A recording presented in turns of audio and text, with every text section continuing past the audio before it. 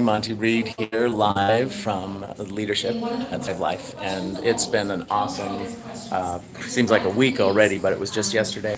And now they're doing the Facebook Live training, and I've got the session is fully recorded. We'll do a detailed video later. I just wanted to give you a snippet. Watch the video to be able to get to the answer for that. And then I also, just so you kind of are pulling it out of them, but it gets some communication there. But it all starts with our pre-posts. If we're engaging them there, then we will engage them in the party. So that's the idea, is get engagement there. And some of you will feel like, oh, I'm getting no engagement. Well, then comment on your own post. Because you know what? You can. Why not? And ask your host, say, look, step up. Do you want some results? You have goals. So that's how we get that to you. Okay, so this is one pre-post. We want them to engage your notifications because they let them know that this is how you do it. This is the very because I don't want them to always go back because even if people don't like to chat or to communicate, they can do an A, B, C, or D kind of easy. So it came to my mind, but one of the very first, after the post of notifications, I always do a video of myself. It could be a live or it can be a preset video that you've recorded. And it's a welcome video from me. I basically introduce myself to the event. I'm like, hi, I'm so excited to be hosting with whoever the host is. And I tell them a little bit about me and about what they're going to be learning, because some people have no idea what they're even coming to. But I like to give them a little overview, just welcoming them to the event, and I'm excited for them to be learning about an easier, quicker way to be able to have healthy meals. And so having that little live, so they see who their consultant is, and you can do that, like I said, in a live or in a preset video that you just post. So that's really important, because then you're starting to build that. They know who you are, they'll recognize you throughout the event, but a welcome video is really, that's a friend level. So you need to make that, do whatever it takes to do it. And every single one of you are different. And so you're going to be doing a party different than you would do a party. So make sure you start thinking, how do I do this, and how am I going to do this to share with them? So be unique, be yourself, because our presentation may not necessarily work. The order that we're going to give you will work. It works. It does work, but be unique, okay? We're not a Sherry Brower, we're not, I always say that. She's awesome. Just because she's so funny, we all know that but we won't present like she will. So just remember that, okay? And also, this is just a little flashback, but it really saved me quite a bit, is when you're creating the event, I know I'm going backwards, but just a little tip, when you're creating the event, let your guests invite guests. Because if you have someone that's like, whoa, this is kind of neat, they start seeing this information, they like it, they could bring their friends too. You don't want to turn anyone away. Okay, just sorry, it came to my mind. And that's true. Okay, so I have a really good tan there. That's a weird photo. Okay, and that's what we're going to do it too. And then again, in a pre-post as well, sometimes what we'll do is take a picture of yourself with your cell phone, a drink, and maybe some snackies, and be like, I'm all ready for the party, are you? Or just something to personal face in there, and then you're getting their attention, and it's like that kind of gets some commenting as well, like, what do you have for your snack ready for the party? And so that's something as well. We have to move fast. Okay, sorry, we'll skip along. So the party, here we go. Okay. So first of all, I go live at the beginning of the party. I always go live because you know when you go live, people will start popping up and you will reach more people. So this is something that is really easy. I can do it from anywhere, but you go live and you basically say just something quick, like I see people chiming in, I'm so excited. And when you see their names pop up, mention them. Like come to the party, you know that you were mentioning what happened, and you're going to be learning some things. I'm going to be posting little videos, and I always mention make sure that you refresh your page if you happen to not see the next video, because sometimes when people comment on a video, it will screw up the whole order of your videos, because we do a lot of videos. So it will screw things up in the numbers. Only of, like, when you comment, that video gets posted to the top of that event. And then when somebody comes in, they might miss a few videos that are below. So I number each of my videos so that then they're not all over the place. So number one, and I tell them that in the live. I say, just make sure If you're watching the videos, I'm numbering them all from 1 to 5 or 1 to however many videos you have. And that was thanks to Jenny Tenner. She gave me a really good point on that one because again, it's a learning curve. You learn as you do them and then you just tweak and get better as you go. So thank you for that. And so I let them know this is what's going to happen. I will be posting videos, so thank you for coming, and I hope you all learn. And it's just a little 5-minute live. It doesn't take very long, but you're getting people's attention in their news feed saying, hey, here we go, we're going to start. So you thank them for attending, and then I just let them know I can take orders through private message, and just kind of let them know a little overview of what's going to happen and how excited you are. Be excited. Don't be monotone. Be like, okay, this is going to be so exciting. And so you want to be excited. And live does that because they're actually seeing you. They're seeing your character. They're seeing who you are. And they actually want to be engaged with you because they want to know where they're going to buy the food, where they're buying it from. So we want to show them who you are. Okay, so don't be afraid of those. We were at first, but we did it. Okay, so we'll just move along. Okay, this is the order in which we do it. So take a screenshot because it's going to disappear. So that is the order. We talk about, we open a lot of pages and we just have lots of tabs. Facebook. So we're uploading post 1, post 2, post 1, post 2, post 3. And then this way, you get to actually, the minute that it's loaded, because it takes a little bit to load, even though they're about 3 to 5 minutes, we try to go really simple, limited posts, because we don't want a 20-minute post. So, but upload them, so that when you see the one, and then I just watch it on my phone, and then I see that it's actually almost finished, and then I post the next one, and then I close that window, and then I open and post another one, and close that window, and by doing it that way, they're not waiting. So when they refresh their page, the next one's up, so that they can see it happening, and they're not waiting. We don't want them waiting. Pre-download all of your videos before, because it does take time, and it does take another couple minutes even after you post it to come up on Facebook. Okay, we're gonna just go quickly through this because we're running. And here is like one of our videos. We posted a couple of our videos so you could see what our party videos kind of look like. How this goes. Yeah, do you have to? Hey everybody, I'm so excited to share with you a little bit more about our food. Now, in this video, you're going to learn different ways of getting our food and more about our food in general. So, it's Freestruct, and what this is I'll show you a little flyer. This is our freeze-dried perfection. So anything picked perfectly right.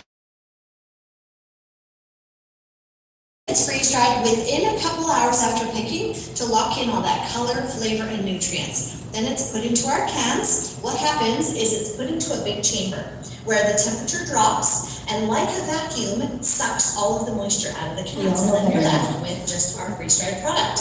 And because of this process, we have a 25-year shelf life on our cans. On a can unopened, 25 years is awesome to be able to sit on your shelf that long. Now, our produce actually has more nutrients in it this way, is because it's picked when it's perfectly ripe and freeze-dried within a couple hours, all that nutrients is locked into it. Whereas at the grocery store, produce is picked really green and underripe so that it can travel to the grocery store and last as it travels to the grocery store. And then by the time it gets to the grocery store, it's lost a lot of nutrients because every day after the produce has been picked, it loses nutrients every day. So by the time you bring it home, it's at least 1 to 2 weeks old. And so that is our freeze-drying process. Now, because of that process, we don't have to add any salts, sugars, or preservatives. It's GMO-free, hormone-free, and gluten-free options as well. We even have organic options. So it's nice to know that there's no added salts, sugars, or preservatives in our produce. We don't need to do that. And as you can see, right here, here's our strawberries. So I'll just show you as an example. I hope you can read that. The ingredients list is clean and simple. So all there is strawberries. I think it might be backwards for you, but you can see that if you can't pronounce the item, the ingredients, you really shouldn't be eating them. Now, just to show you the size difference, so this is our family size can, and this is our pantry size can. So our pantry cans are about 1/3 the size of our regular cans. And like I said, 25-year shelf life on a can unopened. After you open the can, it lasts a good year sitting on your shelf. Now, I just want to show you also that you can get them in snacky sized pouches. Now these pouches are great to just grab and go. We also have individual pouches, which are a little bit smaller, and they're great to just throw into a purse or a backpack or a lunchbox. So really easy. Now, and we even have cheese. I love the cheese. Now, just to show a little bit of a difference between freeze-dried and dehydrated, this is a dehydrated item that I have. Now, can you take a guess as to what you think that might be? Now, I'm sure you won't guess what it is because it's kind of crazy, but I opened a can of dehydrated that I had, and this is actually this. Oops, and so it's cauliflower. Now, cauliflower dehydrated, I'll show you the difference again. So dehydrated versus freeze-dried, this is the difference. With the freeze-dried cauliflower, it's big, beautiful florets. You can eat it dry, just like this. I love eating it dry. Crunchy cauliflower, super sweet. I don't mean to eat and talk at the same time, but I can't resist whenever I have the cauliflower. Now, that just shows you a little difference between the dehydrated and the freeze-dried. I have a little picture here. So, bananas and strawberries that have been dehydrated, fresh, freeze-dried. Freeze-dried really looks the exact same as the fresh. And it has the same, if not more, nutrients in our freeze-dried than fresh in the grocery store. I'll tell you more about the nutrients, the nutrient value, and all about that in the next video that I'll be posting. So, ways of using Thrive. Now this is a meal in a jar. This is a whole meal, so you have the meats, the veggies, everything that you need in a cute little meal in a jar. Also at home, I will do this, just in a Tupperware container. This is scrambled eggs, so there's my scrambled eggs, my kale and spinach, my peppers, my onions, all ready to go. I will just add water in here, shake it up, throw it into my pan and just cook it. So really easy and convenient that way. I also love to powder. I will take a bunch of my greens, and as you can see, I just powdered them into just a magic bullet, took all my greens, blended it together, and you can throw this into spaghetti sauces, with smoothies, anything that you want to get all of that, the good greens in there.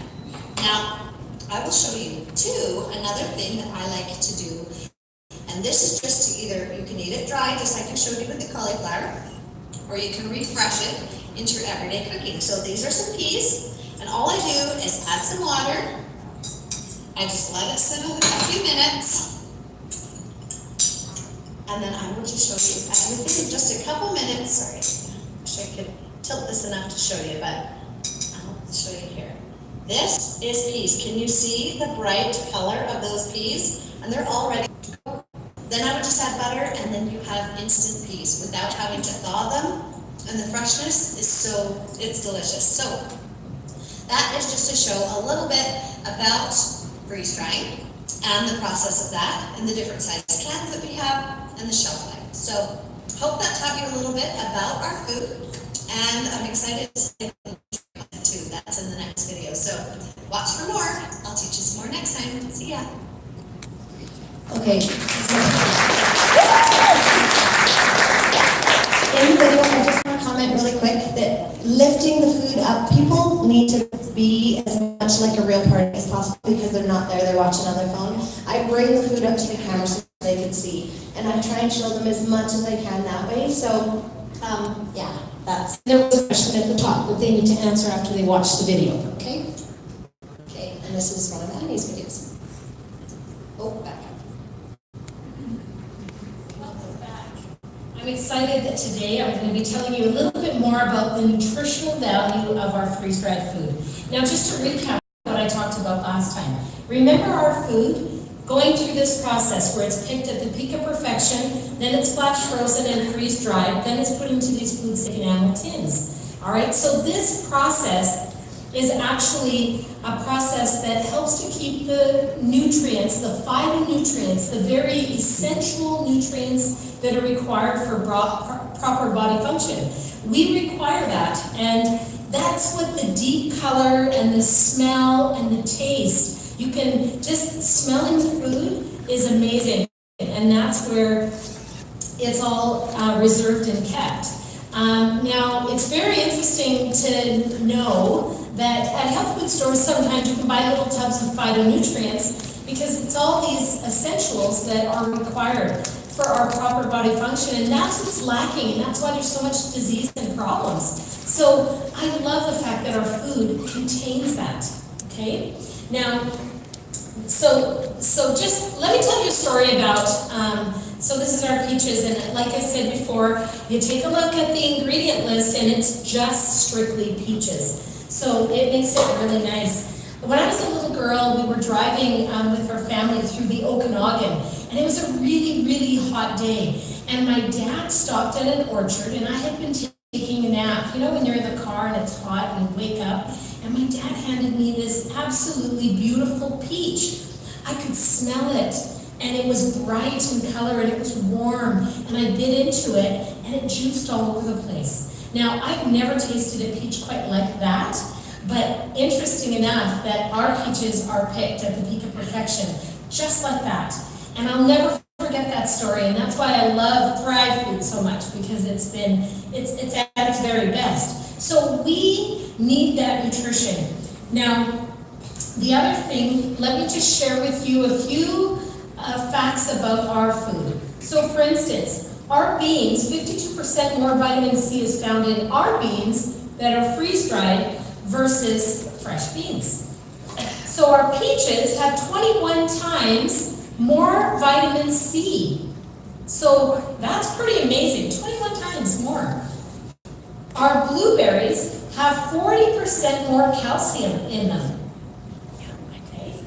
And they stay on the shelf, and that doesn't deplete. It stays intact, 40%. Now, spinach has 6 times more vitamin C and calcium. And did you realize that in 4 days, you can lose 100% of your vitamin C? Yeah. Now, let me give you a little bit of a challenge. I want you to tell me, in a family can size, how many bags of spinach do you think are in there? Answer the question below, and after the video, I will share with you the answer to that. So I'm going to make a green smoothie. I love green smoothies, and I find that they really kind of give you a kickstart to the morning. So I've added a little bit of water, and I'm going to be adding some of my greens first. So I'm going to add kale. And I do not measure, I just put it together. Spinach. Okay, want to have my greens in there because it's all the enzymes. Enzymes helps with our digestion, so it can actually reduce heartburn and so on because it's what we require. I'll put a bit of mangoes. These mangoes are really quite nice. And pineapple. So, I can put a few more superfoods in there, like chia seeds or maca powder or any superfood that I want. And but I'm going to make it very basic with freeze-dried items. Also, this is one product that I do like. I can put it in my Mexican dishes, and this is a bit of lime. So I'll pop some of that in there. I put a touch of stevia, which is my sweetener of choice, and then I'll throw a little bit of ice in there. And I'm going to mix it all up, so it's going to be a little bit loud.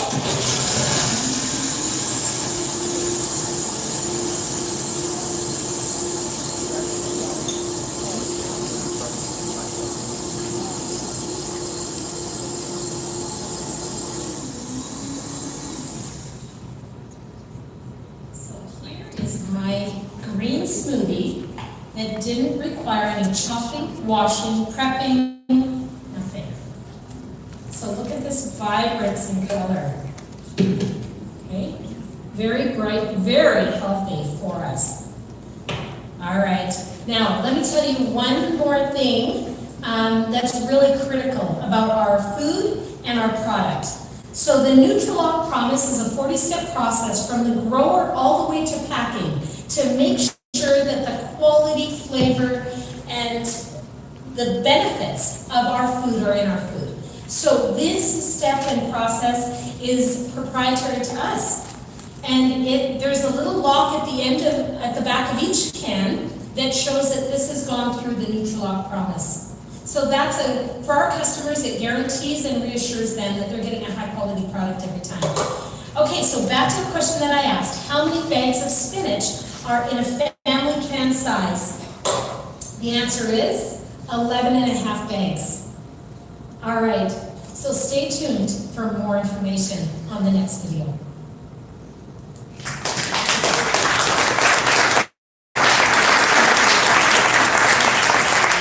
Thank you.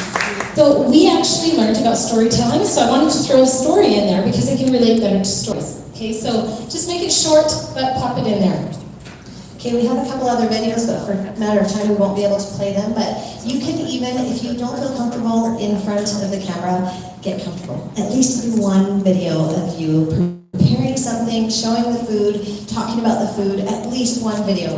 The rest can even be images, and that's what we've done with some of our other videos. Even just images of the Nutrilock when you're talking about it, and you just post it so that your voice is just behind the images you want to show. So that's a possibility as well. We're just going to skip through these. But as long as you're touching on the topics that you would at an actual party. So you're talking about hosting, because you want more hosts. So you're talking about the food, you're talking about the nutrition, the convenience. Whatever you would at a regular party, you do in this party. And we've done it in small videos. The reason why we've done that is because I don't want to have to get dressed up and prepare food every single time I do a party. So this is a way that it's all pre-recorded. You go live at the beginning, so you get dressed up for that. I've even done it with PJ bottoms and then just dressy top, but you can do that with a Facebook party. And so then you just, you have everything pre-recorded, you do it once, that takes the time, but after that you can reuse those over and over again. It's heaven. It is, it's really amazing because we save so much time. And I mean, time is what we all lack. And so by doing this, you're saving yourself a whole bunch of time. So again, all the different topics that you want to cover, make sure at the end you say thank you. Do that either in a video or a live again. At the end, the next day after the party, you could go live and say, hey everybody, I just want to thank everyone for their orders and coming and learning with me. So thank them, be polite. So just last but not least, just some key points. Yeah, so when we create posts, so this is just summarizing what we've talked about. Ask questions. Make sure that you're showing the food in the video, bringing it up close so that people see it, and it's like they're right there.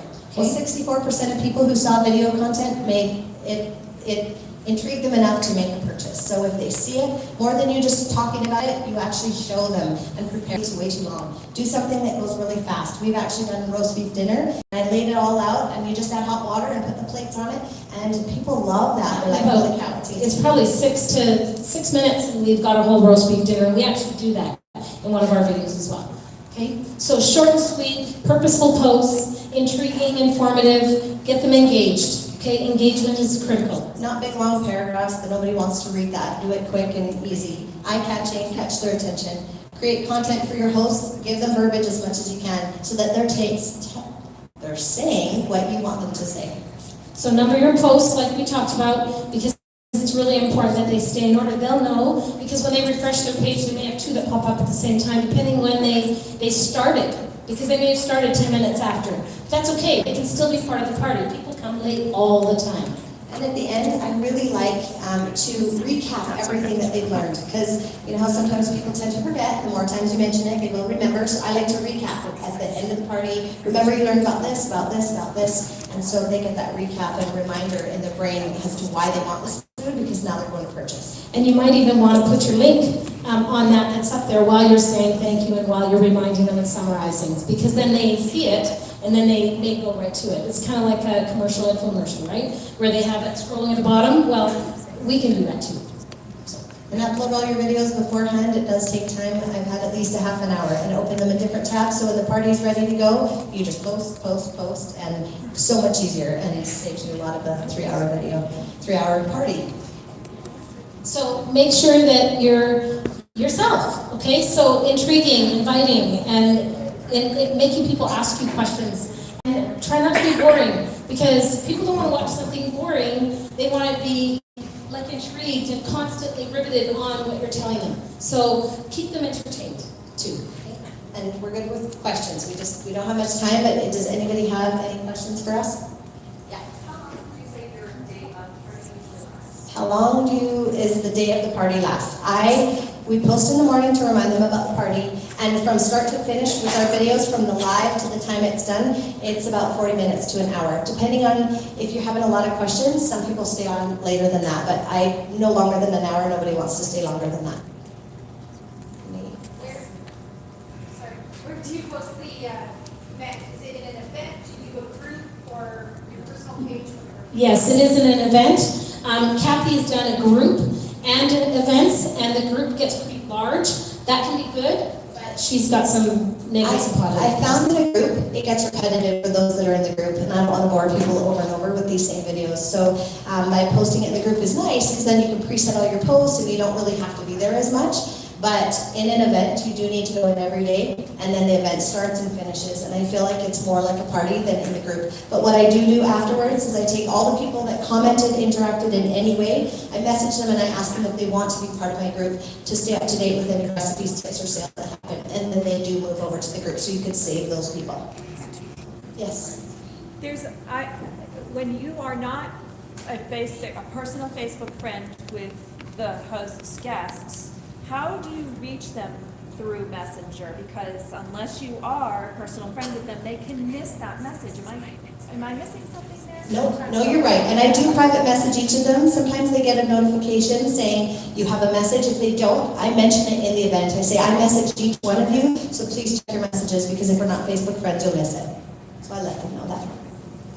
Yes? These slides? I don't know. Are these slides going to be available? Yes. Yes. I thought so, because you mentioned how, like, you message everyone, and you also get your host messages, you know, that you kind of try and break that apart, like, so that you're not getting messages from you, and your host gets all the same time in the party. I have the host do it right away after the event to go up, and I will do it the day after the party. I give them some time, because some people come up afterwards and send messages. Sorry, I just... Well, they'll personal message you, and then you can interact with them at that point, and you can answer all their questions. During the party, you don't have to answer all their questions right there. It can be through personal message. Anybody else?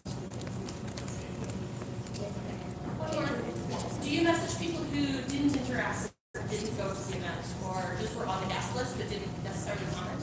Yes, you can. You can reach out to them too and just say, I didn't see that you were there. Are you interested? Is there anything that we can help you with? And yeah, you can reach out to them. Usually it's the ones that are going that didn't go. Those would be the ones that you would focus on, because they were intrigued. I do focus more on the people who did say they were either going, commented, give you a thumbs up, check the thumbs up or likes. Those count too. That's right. Yeah. Mine's more of a comment to what she just said, because I just did my, Kathy trained our team on this about a month ago, so I already created all of mine, and I've done a couple of mine. When I first posted, not very many people were RSVPing, and so after probably about halfway through to the event, like within that week, I contacted each of the people and I said, you know, I saw that you haven't RSVP'd, you know, does this time and date not work for you, blah, blah, blah, whatever. And like, I got double my numbers RSVP after that, and a lot of them said, well, I have this or that, and I just said, you know, after I post them all, it will stay live on there, like the videos will stay running, so you can come in, if you want to come in the next day and watch them, you can come in the next day and watch them, and so a lot of people RSVP'd after that. Thanks, Leah. That's awesome. And a lot of people are late. They don't even respond to you until the last minute. And that's what happened to one of mine, where there was only 3 people going, and then at the last minute, I had about 10 more. So that does happen, so don't freak out, because you will still, and this is a good opportunity too, if you're training, you know how sometimes you have a new consultant, you say, oh, come with me to this party. I used to take them with me if the host was okay with it. Well, here, you can invite your brand new consultant. They can watch this, and they can also get great ideas, and there's no extra work for you to train them. They can be training, you can be training them, creating that duplication, and you know, there's no extra work for you. So This is another thing, going back to the group and the event, another reason why that it just came to my mind. But when you're inviting people in to see anything that happens in that group, whereas when you do it in an event, whether they say they're going or not, because they were added to that event, they will see those posts. So that's to an advantage as well. Whether they like going or not, they're going to see stuff, and so that's nice. Yes, So that's been such a big thing for me. So they will see the post, even though they're not friends with you? Yes, because they were added by the host. They were added into that event. They'll see what happens in that event. We experimented a lot with that. Magic, okay. That is heaven. Do you guys offer in-home hosting still, or is it just Facebook for example? Go ahead, Yvonne. So we both have a different opinion on that, because Kathy does, actually, I'll let you talk, but I just don't have a whole lot of time, so I'm exclusive. I want to do exclusive Facebook, and that's kind of what my mindset was. And when we talked about it, she said, well, I'll still do both. But I think things are changing really. Since we've changed, I do love doing it at home. But the experience and the aha moment that people get when they actually taste the food is something that you can't ever get that on Facebook. Although the Facebook is heaven. But I have to say, since we've been doing it this way, I go live and then I do my pre-post. It's so much easier. And I find that since I've been doing it this way, where I go live at the beginning and I post the videos, my parties are good. Like I've had, even the first party I did with this way that we just showed you, I had 2 consultants, 9 deliveries, and 5 parties. From those 5 parties, 4 of them were Facebook parties, 1 was a home party. So which way do you think people want to go? You can see obviously it's more the Facebook parties they want to go. And it was an engaged host, it was really good, but then I've also had a host that do nothing, but I still got a few deliveries and parties from it. So even the crappiest party is worth it. Whereas when you go to a home party and you get a crappy party, it's like, oh, I just took like 3 hours away from my life and my family, to drive, to use all the food, to end up with nothing. If I end up with nothing, I really didn't put in a whole lot of effort to be able to get nothing at a Facebook party. And the one thing that I noticed too is that ever since we started, even with the very, very bad ones that we were doing at the beginning, I still got delivery, 1 or 2 or an order here and there. And that was good for not really, for a very bad party. So that's not bad. But it is nice whenever I have someone that asks me about the food, and sometimes they don't want to have people come to their house, and I add them in, and they always end up being a consultant. That interest turns them into more. And so because I always have a way of them to be able to learn about it in a Facebook party, it's heaven. And I've even got to the point where I do multiple hosts in one night. So I do a couple parties a month, and I have multiple hosts in one. That's like, yay. Yeah. And you can actually invite people that you've talked to that week, wherever you were, just say, hey, do you want to attend a Facebook party? And then you'll really learn a lot. And there was one that I'd invited, never seen the food, she just reached out, and I talked a little bit, invited her, and she was so intrigued. She went on the delivery right away. She said, Cecilia, I haven't even tried this food. And I said, don't worry, you will. And then I just said, hey, what's about being a consultant? So that is where it's leading to now. So, yes.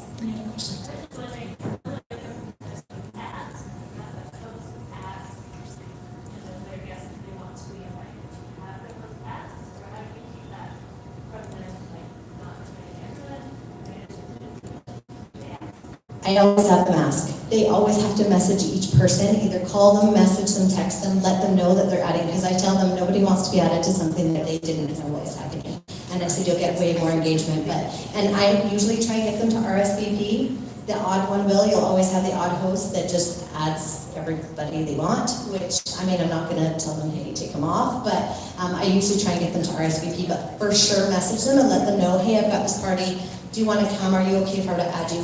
And the majority do say yes, but sometimes they do get added without. But Treat it like a depending on the party. host. Do your host coaching as much as you can, and that'll alleviate some of that. Do you play games at all, or just go strictly with this? So Facebook parties, games. Yes, you can. And that creates engagement. A lot of people like that. I like to do it basic. So it's when you comment, then you get points, and then we drop. So you can do it however you want. You can play a bingo, you can do all different games. Games do work. And they do work, they're good. I have tried games, but I kind of like to get to the point where they're learning as they go. But I do say every time you comment, thumbs up, interact in any way, your name goes in a draw for snackies. And that's good enough because they're so involved. Sometimes they forget about the game because they're really learning, and I just don't want to distract them from that. Thank you. Thank you.